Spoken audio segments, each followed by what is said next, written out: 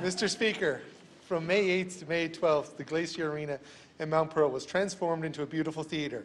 There was professional lighting and sound design, beautifully designed sets and costumes, and a production of spectacular music and choreography. Etc. 32 featured over 250 performers from Mount Pearl and Paradise Schools, including international award-winning Mount Pearl Show Choir. I was fortunate enough to attend the opening night production and was completely overwhelmed by the magic and talent of the young performers. The show began 32 years ago with Carol Golding as musical and choral director with his wife Jackie as production manager. And this year they directed children whose parents were in the original show. The production has indeed now become a family affair as Carol and Jackie are now joined by their son Justin as artistic director and daughter Rebecca as the stage manager. I would also like to thank them for their dedication over the years.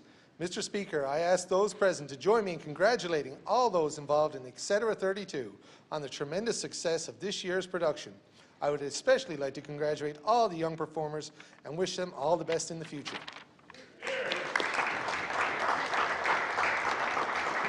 The honourable member for the district of Harbour Grace, Port de Grave. Thank you, Mr. Speaker.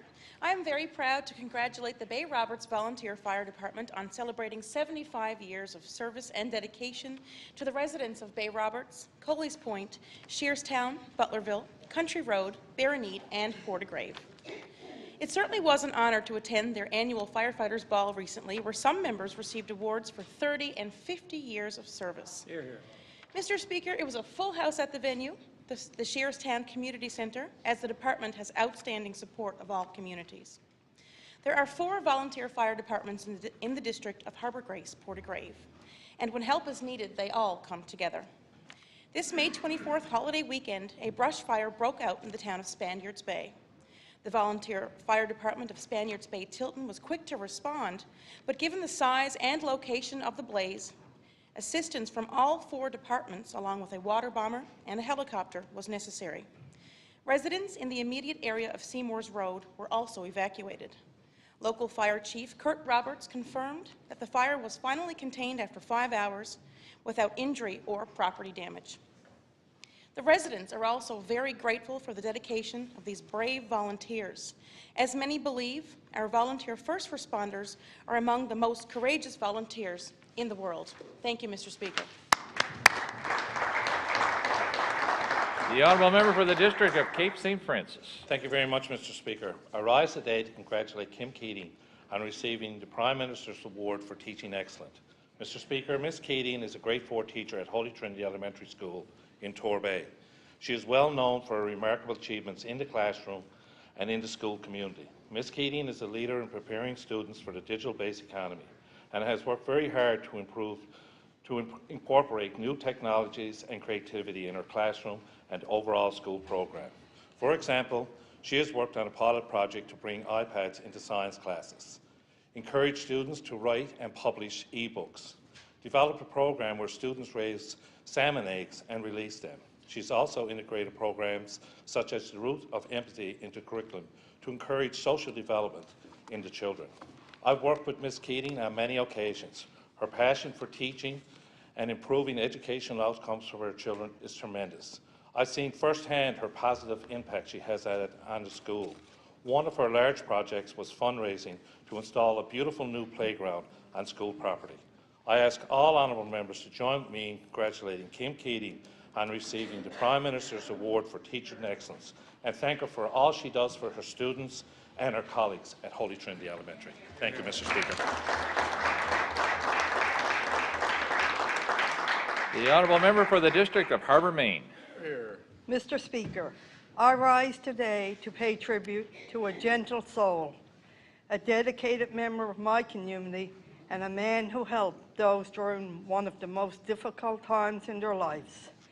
Kenneth Michael Dunphy, alongside his sister Barbara, was the owner and operator of Dunphy's Funeral Home in Holyrood, a family business that had been in the town and served neighbouring communities since 1892.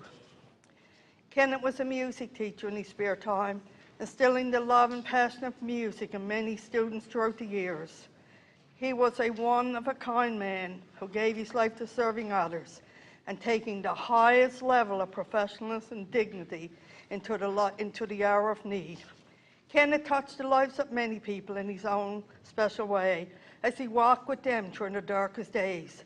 He was truly blessed to have wonderful friends, and a lovely family by his side, and he fought very difficult to battle with cancer.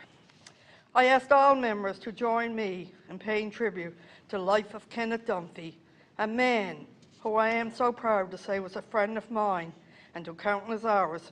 Rest in peace, Kenneth. You will be forever missed and forever loved.